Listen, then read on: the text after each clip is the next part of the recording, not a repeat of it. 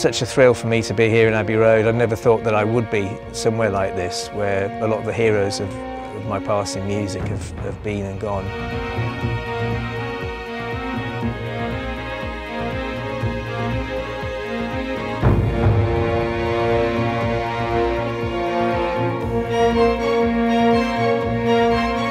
Working with news music is quite interesting, really, because it's quite a neutral thing. You don't want to push people's emotions too far one way or the other, but at the same time, you're adding a special type of feeling to what they're watching. So it is quite tricky to do in a way, news music.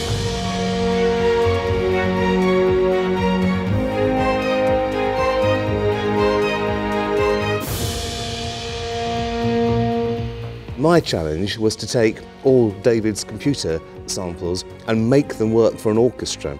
But what's difficult about that is, if you're using samples, you can dial up one symphony orchestra, and if it's not quite full enough, you can dial up another symphony orchestra or a third symphony orchestra. But of course, in the real world, you only have one orchestra, so everything has to work live. And that was my challenge, taking 60 different strands that David had written and make them work for just one orchestra.